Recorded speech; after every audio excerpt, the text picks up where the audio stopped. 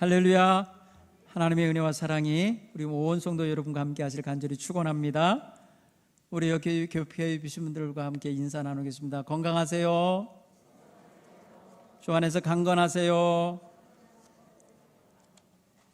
특별히 여러분 장수 비결을 알고 그렇게 건강하게 사시면 좋겠는데요. 제가 설교 준비하는 가운데 서울에 계신 어떤 장로님이 저한테 카톡을 보내셨어요. 사진 한 장 장미꽃이 예쁜, 제가 꽃을 좋아해서 그런지 장미꽃을 하나 보내면 그 위에 이런 글을 적은 걸 보내줬어요. 장수 비결. 너무 알고 싶죠? 장수 비결. 우리 할머니 권사님들 장수 비결 제가 알려드립니다. 오늘 먹는 것은 반으로, 걷는 것은 2배로, 웃는 것은 3배로, 사랑하는 것은 무한정으로. 오늘도 많이 웃으면서 즐겁게 보내시기를 바랍니다. 이런 문구가 왔어요. 여러분도 그냥 그대로 가지십시오. 별로 먹는 것도 없는데 반으로 줄이라니까 좀 충격이 되실지 모르지만 먹는 게 요새 병이 돼서 그럴 것 같습니다. 그죠? 걷는 거 2배로 하라. 평소보다 2배로 긁으라 하는 게 건강하면 걷는 일을 통해서 건강 회복하고 근육도 발달시키라, 그런 의미로 들으시면 좋겠습니다. 자, 오늘 우리가 읽은 말씀 속에 보니까 혼인잔치에 신랑이 아직 도착하지 않은 상황에서 신랑을 맞으러 나가는 들러리들이 어떻게 처신하고 있는지 보여주는 내용입니다. 여러분, 결혼식은 동서고금 모든 백성에게 참 즐거운 일이고 또 행복한 일이고, 우리나라에서는 일륜지 대사라 하여서 사람의 일 가운데 가장 큰 일로 여기지고 있습니다. 그런 면에서 생각하면 결혼식을 준비하는 사람들, 또 결혼을 하는 그 신랑 신부 당사자들은 굉장히 많은 신경을 쓰고 준비를 하는 걸 알 수 있습니다. 오늘 우리는 그런 면에서 신부의 친구들이 신랑을 맞으러 나가는 이 장면 속에서 우리 자신을 좀 찾아보고, 우리 자신을 대입해보고, 우리 자신의 자세를 새롭게 해보는 그런 시간이 되기 바랍니다. 여러분, 대림절이라고 표현할 때의 그 대자는 기다린다는 뜻이에요. 한문으로 기다릴 대자를 씁니다. 그리고 림자는 오신다, 내리신다, 오신다, 임하신다라는 그런 임자를 씁니다. 그러면 오시는 분을 기다린다고 하는 그런 의미예요. 영어로는 어벤트라고 표현하는데 이거는 출현, 도래, 도착, 임하다라는 이런 의미가 담겨 있습니다. 주님께서 이 땅에 오시는 것을 거기에 담고 있는 말이에요. 주님이 대상이에요. 오실 분은 주님이에요. 그러면 기다릴 사람들은 바로 누구냐? 바로 우리 성도들이에요. 오늘 그래서 10명의 처녀들, 신랑을 맞으러 나간 10명의 처녀들에게 바로 우리들을 대입해 주면 돼요. 우리 교회, 우리 성도들이 바로 신랑을 맞으러 나간 처녀들과 같은 존재다. 그리고 오시는 신랑이 바로 예수 그리스도이시다. 이렇게 여기시면 그리스도와의 만남을 위하여 나아가는 것입니다. 그리스도가 오시고 있는 그 시간에 우리는 나아가고 있는 거예요. 그래서 맞이하고 만남이 이루어질 그런 밤인 거예요. 그런 차원에서 볼 때에 우리 성숙한 그리스도인들은 주님이 오실 때에 주님을 기쁘게 맞이할 수 있도록 등 밝히고 서서 환영하며 맞이하는 위치에 있어야 되는 거예요. 그것을 원하셔야 돼. 그걸 기대하시고 그걸 마음에 품으셔야 될 줄 믿습니다. 그러므로 오늘 이 말씀 속에는 우리로 하여금 그리스도가 오실 때에 준비하고 맞이할 수 있도록 모든 것을 정비하고 기다리라는 메시지가 담겨 있죠. 오늘 성경 본문에 보면은요, 신랑을 맞이해야 될 신부의 들러리들, 곧 교회가 어떤 모습으로 서야 되나. 성경엔 사실 신랑을 맞이해야 될 존재는 신부예요. 그런데 오늘 성경은 신부라는 단어는 한마디도 안 나와요. 신부에 대해서는 언급도 하지 않고 있어요. 신부의 들러리들 이야기를 합니다. 여러분, 여기서도 역시 신부의 들러리도 교회와 성도들을 상징하는 그런 인물들이라 이렇게 보고 읽으셔야 할 것입니다. 주님은 이것을 장차 천국 이야기로 말씀하고 계시며, 천국은 마치 신랑을 맞으러 나가는 열 처녀와 같다고 오늘 성경은 그렇게 시작을 합니다. 그러면은 천국 이야기이기도 한 것입니다. 그런데 여러분, 이 이야기를 가만히 우리가 상상을 하면서 읽으면요, 이게 굉장히 흥분되고 즐겁고 아주 유쾌한 분위기가 전제되어 있는 게 혼인이잖아요. 혼인잔치잖아요. 그런데 그것을 위하여 준비하고 있는 과정인데 이미 신부 집에서는 다 준비해놓고 신랑이 오기만 하면 되는 거예요. 그런데 신랑을 맞이하러 나가는 이 들러리들의 모습을 오늘은 클로즈업을 한 거예요, 이 이야기 속에.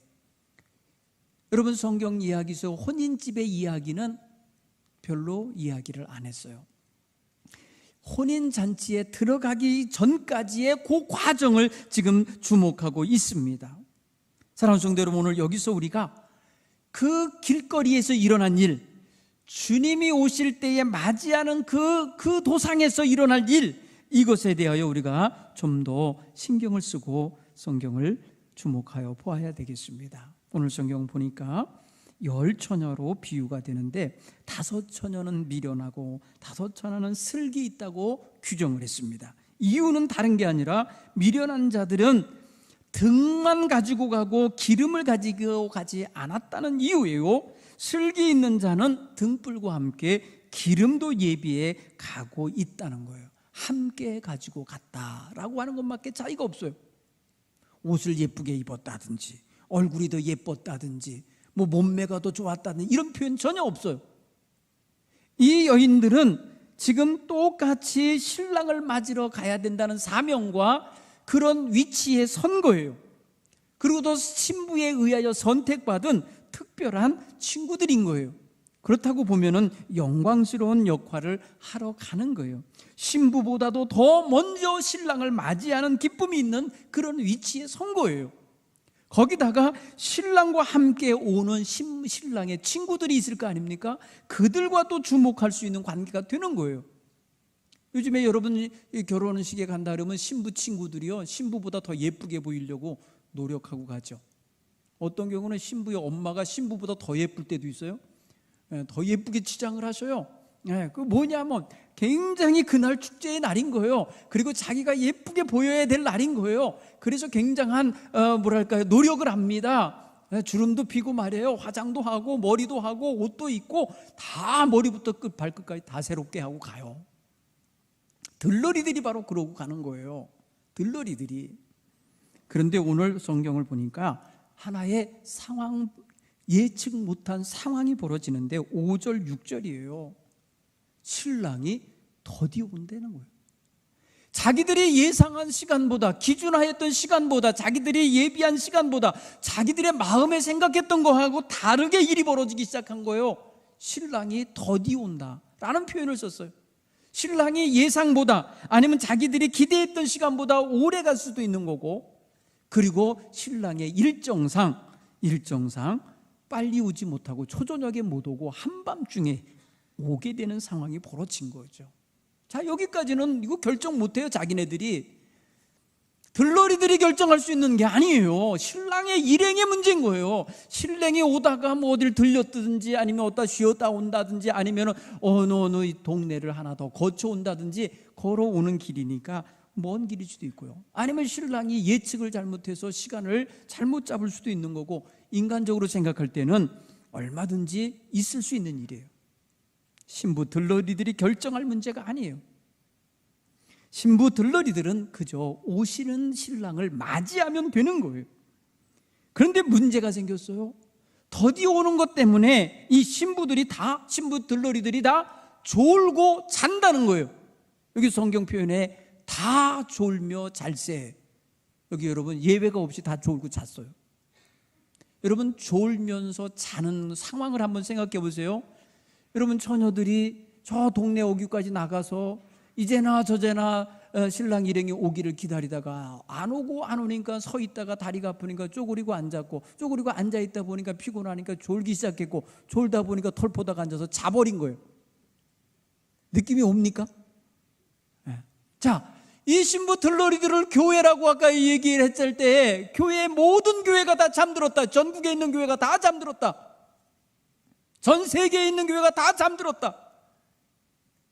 모든 성도들이 졸고 있고 모든 성도들이 자고 있다. 생각을 해보세요. 뭔 일이 벌어지는 거예요? 영적으로 큰 위기가 와 있고 영적으로 커다란 무방비 상태에 놓이고 위험이 처해지고 있다는 것을 얼른 알아야 돼요. 그 졸고 있고 그 자고 있는 사이에 신랑은 계속해서 걸어오고 있는 거예요. 신랑이 다가오고 있는데 자고 있는 거예요. 알지 못하고 자고 있는 거예요. 심각한 상태죠. 여러분, 오늘 이거를 보셔야 돼요. 여러분, 성도들이 왜 잘까? 왜 졸까? 사랑하는 성도 여러분, 성도들이 자는 거 목사가 설교 못해서 잔다고 그래. 천만의 말씀이에요. 여러분, 자신들을 보셔야 돼요. 여러분, 어눌한 선교사들이 우리말 할 줄도 모르면서 얘기를 할 때도요, 뜨겁게 여러분 성령 충만했어요. 말귀를 잘 알아들어서가 아니에요. 깨달아서예요. 짧게 들린 말씀 한마디에도 깨달고 거기서 깨어나고 거기서 눈을 뜨고 거기서 영적인 분별력이 일어나니까 여러분 살아난 거예요. 여러분, 처음에 우리나라 백성들을 향하여 하디 선교사가 보고를 할 때 이 나라 백성을 아주 천하게 여기고 함부로 말했어요. 무식하고 게으르고 고집스럽고 악하다고 표현했어요. 여러분, 그렇게 보일 만큼 우리 초기의 한국교회 교인들이 완악했다는 거예요. 처음에 여러분 선교사들 배척하면서 됐기 때문에 그럴 수 있어요. 그런데 선교사가 깨달았어요. 하나님의 은혜 안에서 내가 지금 제대로 선교사 노릇을 못한다는 걸 알았어요. 자기 자신이 하나님 앞에 깨어있지 못하다는 걸 알았어요. 이 백성을 무시하고 있다는 걸 깨달았어요. 교만한 걸 깨달았어요. 영적으로 자기가 굉장히 어둠 속에 사로잡혀 있다는 걸 깨달았어요. 그래서 여러분, 본인이 회개를 하고 본인이 기도를 하고 똑같은 어눌한 말로 설교를 했을 때에 여러분, 성도들이 그 회개하면서 설교하는 그 선교사의 말씀을 듣고 다 뒤집어졌어요. 여러분, 그래서 그 사람이 새로워지는 역사를 경험하자 모든 교회들, 모든 성도들에게 그런 각성운동이 일어나게 된 거예요. 그래서 꺼져가던 등불을 다시 밝힐 수 있는 기회가 생겼어요. 여러분, 성도들이 졸고 자는 것은요, 영적으로 문제가 생긴 거예요. 단순히 여러분 본인들이 피곤해서 육체적으로 오늘 하루 종일 요리하고 산책 준비하고 신부 들러리를 준비하느라고 지쳐서 피곤해서 잘 수도 있죠. 육체적으로. 그 육체적으로 잠을 말하는 거예요, 지금 여기서는. 그러나 실제 우리는 읽을 때에 이것이 영적인 졸음과 영적인 잠으로서 이해하여 읽으면 심각한 거예요. 여러분, 우리는요 밤새도록 여러분 눈 뜨고 일하기가 어려워요. 이제 여러분 연세도 있으셔서요 아마 10시만 돼도 벌써 막 그냥 굉장히 어려울 거예요. 잠을 주무셔야 돼요. 육체적으로는 그런 때예요. 근데 영적으로 잠이 들어버린다? 이거는 심각한 거예요. 사랑하는 성도 여러분, 오늘 그런 면에서 오늘 우리 모두가 잠들어 있지 않기를 간절히 바랍니다. 깨어 있으셔야 돼요. 깨어 있으셔야 돼요.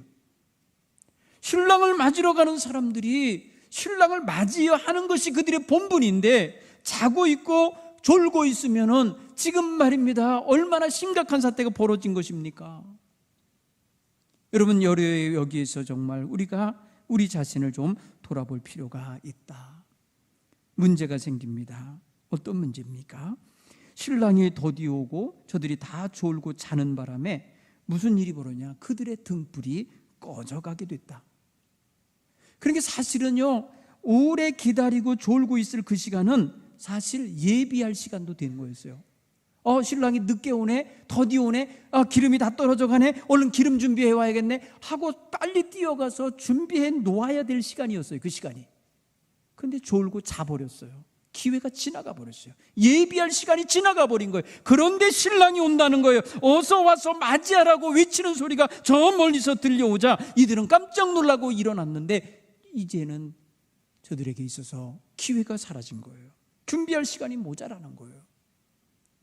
다행히 준비해 간 사람은 자기에게 있는 기름을 채웠기 때문에 등불을 다시 돋을 수가 있었어요.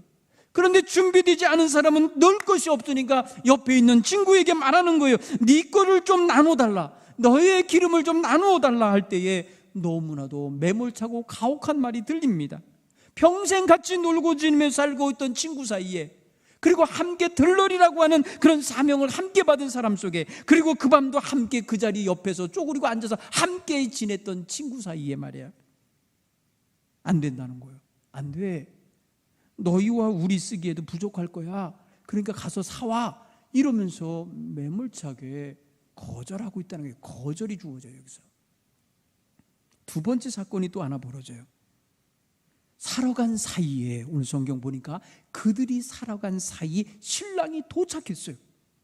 신랑이 도착했으면 여기 기름 준비하고 등 밝히는 친구들이요, 아유 신랑님 조금만 좀 기다리세요, 제 친구들이 지금 기름 사러 갔으니까 조금만 같이 기다렸다 같이 갔으면 좋겠어요. 말 한마디 없어요. 그렇게 거드는 사람 하나도 없어요. 그리고 신랑도 물어도 안 봐요. 아니 당신들이 다냐고, 더 나온 사람 없냐고 물어도 안 봐요. 그럼 어떻게 된 거예요? 읽어보니까 그냥 그들은 뭐예요? 신랑이 오므로 준비하였던 자들은 함께 혼인잔치에 들어가고 문이 닫혔다는 거예요. 문 닫아버렸어요. 여러분, 이 차단이 일어나고 있잖아요. 여기 여러분 행간을 읽어보면요, 이들이 이렇게 말이에요, 인사하면서 갔겠죠. 거리를 걸어갔겠죠. 일정 부분 걸어가는 시간이 있었을 거예요. 그 사이에도 이 친구들이 안 오니까 뒤를 돌아봤을 거예요. 빨리 왔어야 되는데, 빨리 와야 되는데. 저는 여기서 좀 상상을 해봤어. 아, 이 친구들 그 아직 꺼지지 않은 등불이어도 그거 희미한 거라도 들고 있지. 예수님 올 때 그 자리에 있지. 왜 갔나?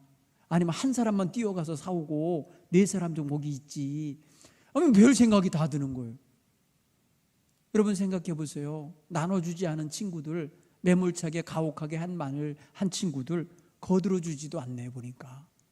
여러분 평생, 여러분 장로님, 권사님, 집사님으로 평생 살던 분들이 이 다음에 주님 오셨을 때 거들어주는 말 한마디 안 하면 얼마나 서운하겠어요? 우리 속회 인도자였고 우리 선교회 회장님이었는데 아무 말도 안 해? 얼마나 서운하겠어요?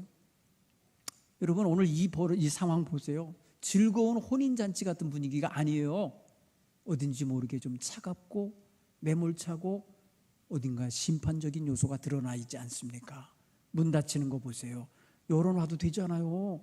늦게 오는 사람 오라고. 근데 그렇지 않아요. 딱 닫혀요. 세 번째 일이 벌어져요.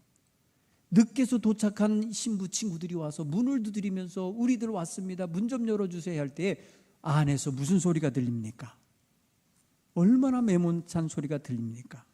거기 말씀하며 진실로 너에게 이르노니 내가 너희를 알지 못하노라.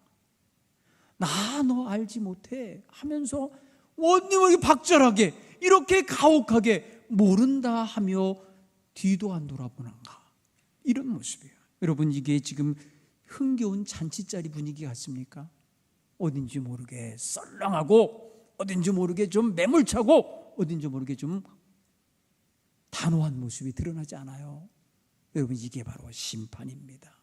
최후의 심판은 이와 같이 된다는 거예요. 오늘 여기서 우리가 이거를 그냥 동정적으로 읽고 어떻게 그럴 수가 있냐고, 어떻게 말입니다, 천국이 말이야 그렇게 될 수가 있냐고 하면서 서운해할 게 아니라는 거예요. 여러분 죄 짓고 자기 멋대로 산 사람들을 끝까지 기다리셨다가도 안 오니까 이제 문이 닫히는 건데 그거를 여러분 뭐라고 말을 하겠어요? 너희가 하나님의 인대하시는 거, 예수 그리스도 오시는 날이 늦다고 왜 이렇게 늦어지냐고 이렇게 할 게 아니다. 하나님은 천년을 하루같이, 하루를 천년같이 여기면서 기다리신다는 거잖아요. 기다리신다는 거예요.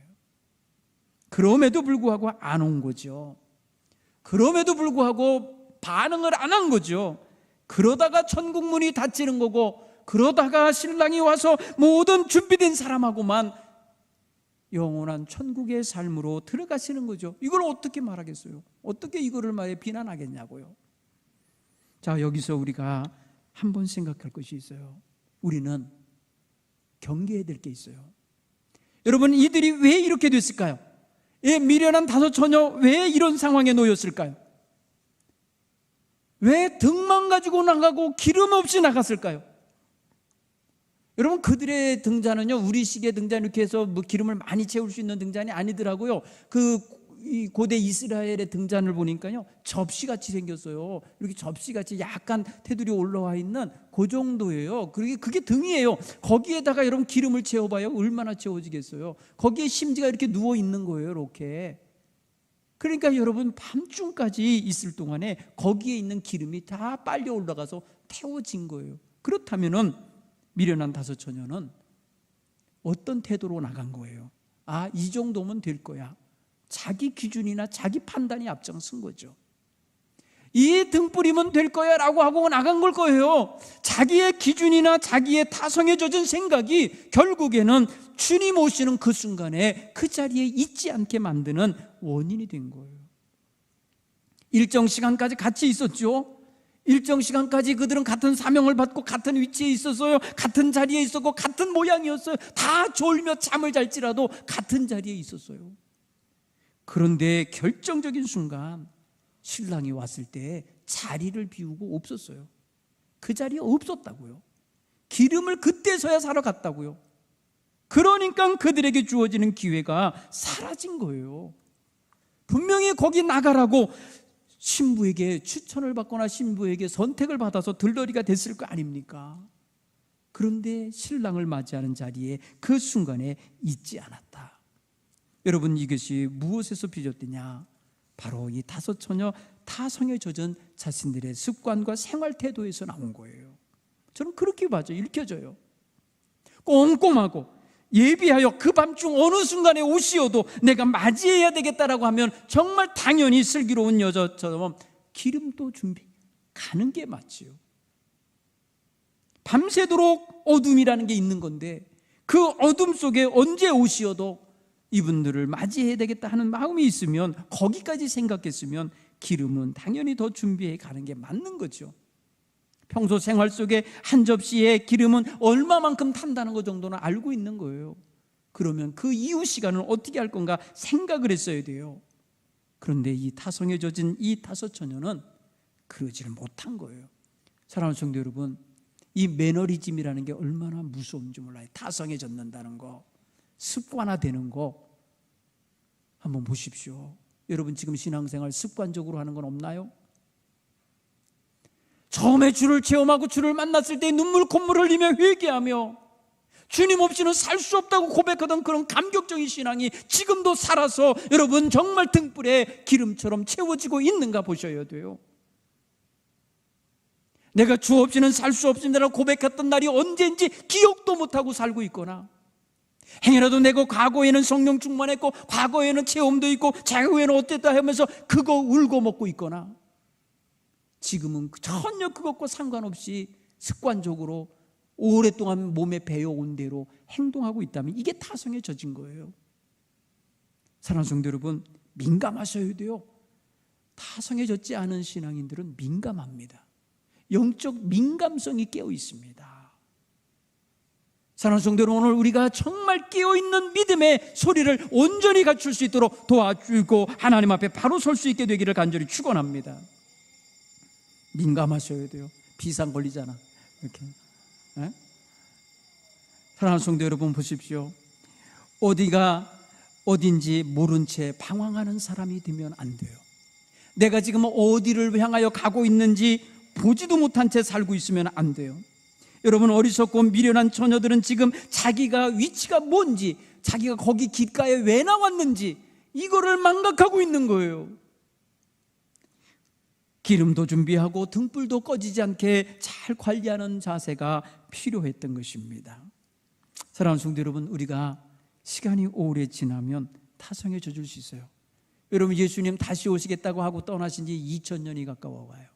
네. 2000년이란 긴 세월 동안에 기독교가 얼마나 타성에 젖어 있나, 얼마나 이 시대에 물들어 있나, 얼마나 깨어있지 못한 채로 지금 살아가고 있는가 여러분 보이잖아요. 여러분, 우리 한국교회는요 150년도 안 됐어요. 우리 교회, 우리 한국에 말입니다, 복음의 기치를 들고 선교사들이 들어와서 복음 전한 지 이제 136년밖에 안 돼가요. 그런데 지금 어떤 상태인가 보세요. 굉장히 타성에 젖어 있어요. 문 닫고 있는 교회들 많아지고 있어요. 죽어가는 교회들 많아지고 있어요. 타락한 교인들 많아지고 있어요. 세상과 완전히 하나 돼갖고 물들고 있는 모습 보게 되잖아요. 아무렇지도 않게 거짓말하고 있잖아요. 여러분, 지금 왜 비난을 받고 있어요? 오미크론에 대해서 교회가? 아니, 자기가 외국 갔다 온 게 죄가 아니에요. 그러면 내가 택시 타고 간 게 아니라 누가 데리고 왔어요. 말했어야지. 왜 그걸 숨겨요? 비난 받을 일이 아닌데 비난을 받게 만들었잖아요. 오늘 우리는 별것 아닌 것처럼 거짓말을 하고 살아요. 여러분, 자신의 영적인 감각이 둔해지고 민감성이 떨어지고 타성에 젖으면 이런 일이 벌어지는 거예요. 여러분, 깨어있게 되기를 간절히 축원합니다. 여러분, 이 타성에 젖지 않으려면 어떤 모습을 가져야 되나? 여러분, 첫 번째로 따라서 해볼까요? 내적인 긴장감이 있어야 된다. 여러분, 긴장감이라는 게 뭐예요? 이 고무줄, 탄력 있는 고무줄처럼 이게 탱탱한 모습을 말하는 거예요. 늘어났다가도 딱 제자리로 돌아오고 하는 이런 자세 있잖아요. 이 긴장감이 좀 있어야 돼요. 여러분, 얘들 보니까 다 졸고 있었잖아요. 하나같이 다 자고 있었잖아요. 그런데 신랑이 온다라는 말을 듣고 탁 텐션을 가진 사람들이 있어요. 그 사람들 누구예요? 모두가 다 텐션을 가지려고 했지만은 기름이 없는 사람들은 못 채워 넣고 기름이 준비된 사람은 채워 넣었어요. 그럼 평소에 이 자리까지 나올 때에, 이 길거리까지 나와서 신랑 맞으러 나올 때에 이 슬기로운 다섯 처녀는 긴장감이 있었던 거예요. 여러분, 긴장감이 있어야 준비감도 되는 거예요. 왜 긴장감을 가져야 되느냐? 주님 오시는 건 순간이에요. 찰나예요. 호련히 오신다 그랬어요. 호련히. 그렇기 때문에 어느 순간에 주님이 오셔 도착하셔서 문 닫고 들어가실지 모르니까 긴장하고 있어야 되는 거예요. 여러분, 도둑이 돈다고 시간 맞춰놓고 오질 않잖아요. 그냥 도적같이 임하시라고 하셨으니까 그 긴장하고 있으라는 뜻이거든요. 여러분, 내적으로 영적으로 깨어있는 자세 중에 하나가 긴장감을 유지하는 거예요. 여러분, 파수꾼으로서 보초 서는 사람들이 긴장감을 갖고 서는 거예요. 제가 지금 생각해 보니까요, 군대에서 참 어리석은 긴장감을 한번 가진 적이 있다는 걸 제가 느꼈어요. 제가 논산훈련소에서 훈련 받았거든요.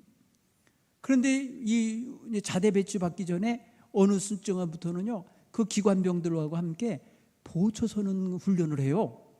밤중에 보초를 쓰도록 이 훈련병을 데리고 나가요. 분명히 제가 논산에서 훈련 받았거든요.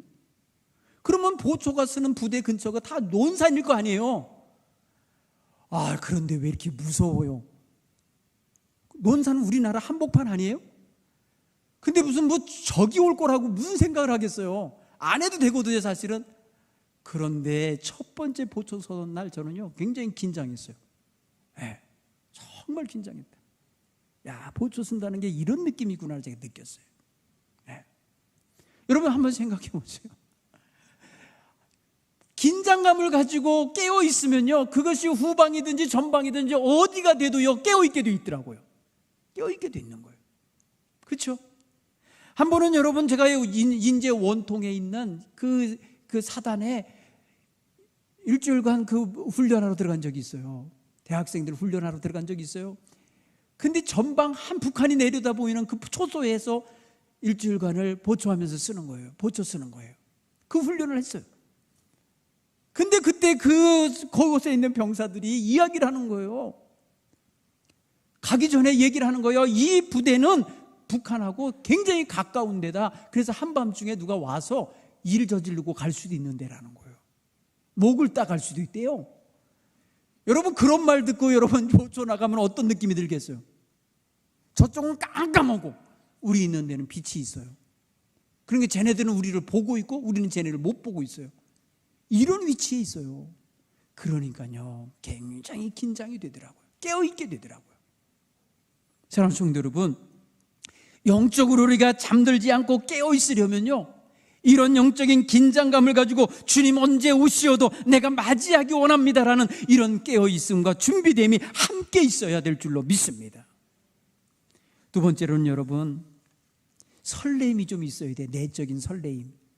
신랑을 맞이하는 건데 여러분, 신부의 들러리들이 좀 설레야지요. 즐거움이 있고 기쁨이 있고 설레임이 있는 사람은 졸지 않아요. 애들이 소풍 가는 날 전날은 그냥 잠도 안 자요. 너무 좋아서. 엄마 내일 김밥 뭐 쌀 거야, 뭐 사줄 거야, 뭐 이러면서 좋아갖고요, 이방 저방 다니면서 잠도 안 잔다니까. 그런데 여러분, 신랑 맞이하러 나가는 신부 입장이나 신부의 들러리 입장에서 설레는 마음이 없으면 어떻게 합니까? 여러분, 우리 주님을 만날 때에 기쁨으로 맞이할 것을 생각하면서 하나님 앞에서 정말 깨어서 설레임을 가지고 예배하실 수 있는 여러분 되기를 간절히 축원합니다. 여러분, 교회 올 때에 어떤 마음으로 오셨어요? 지난주하고 똑같이 처진 모습으로 오셨어요? 발걸음도 가볍게 즐거운 마음으로 오셨어요? 오늘은 무슨 말씀을 들을까 정말 기대하는 마음으로 오셨어요? 마음에 어떤 기쁨과 감격을 가지고 고백하러 오셨어요? 여러분, 예배가 다성해져지면요, 기쁨이 없어요. 감격이 없어요. 매일 습관화된 모습이에요. 그게 그거 같아요. 그래서는 아니 되는 거예요. 시간 정성을 다하여 예배할 수 있는 믿음을 갖게 되기를 간절히 축원합니다. 감사하는 믿음을 갖고 살아갈 수 있기를 간절히 축원합니다. 준비된 믿음의 생활로 예배 생활하시기 바랍니다. 여러분, 출애굽기 19장을 보면요, 이스라엘 백성이 하나님과 처음 만나는 날을 위하여 하나님께서 이스라엘 백성들에게 3일 동안 준비하게 했어요. 금욕하게 하고 몸을 씻게 하고 빨래를 하고 있고 정말 경건한 마음으로 대기하고 있다가 제3일에 주님을 만나는 일이 벌어졌어요. 여러분, 오늘날 우리 한국교회가 그 전통으로 금요일 속회를 합니다. 속회 모임을 통하여 정비하고 돌아보게 만듭니다. 그리고 여러분, 토요일 하루 침묵하며 지내다가 주일날 주 앞에 나와 예배하는 이런 생활을 하고 있잖아요. 여러분, 준비됨이 없는 예배 생활하지 않기를 간절히 축원합니다. 깨어있는 신앙의 자세는요, 긴장하고 있는 생활 쪽에는요, 이렇게 자기를 챙기고 점검하고 돌보면서 자신이 날마다 주님 앞에 더 가까이 가는 이런 설레임과 기대와 기쁨을 갖고 준비한다는 걸 깨닫길 바랍니다. 여러분, 들러리들은 분명히 신랑 맞으러 갈 때 입을 옷을 준비하느라고 많이 신경 썼을 거예요. 신랑 맞으러 가는 것 때문에 기뻐갖고요, 화장도 예쁘게 했을 거예요. 깨어서 자기들이 설레는 마음을 갖고 준비했는데 정작 신랑이 늦게 오니까 그만 다 졸고 앉아 있었어요. 모두가 잠이 들어버리고 말았어요. 그러나 신랑이 온다라고 말할 때에 그때서야 비로소 기름을 챙기러 가는 사람은 그 기쁨, 그 설렘을 누릴 새가 없었어요. 그렇죠? 기쁨 누리지 못했습니다. 그 기대했던 거 다 무너지고 말았습니다. 그 설레던 마음 다 사라지고 말았습니다. 오늘 저와 여러분, 준비된 믿음이 있어야 이 설렘과 기쁨과 기대감이 다 충족되고 채워지게 될 줄로 믿습니다. 세 번째로, 우리는 신부 들러리들로서 뭐가 이루어지냐 한번 따라서 해볼까요? 내적인 신실함이 채워져라. 여러분, 내적으로 신실함이 채워져요. 이거는 뭐예요? 다른 말로 하면 알곡이 되라는 소리예요. 알곡. 여러분, 주님이 오시는 날은 그냥 파티하러 오시는 게 아니에요. 다시 오시는 주님은요, 혼인잔치 파티처럼 오시는 게 아니고 그것은 파티할 상다들을 고르러 오시는 거예요. 고르러.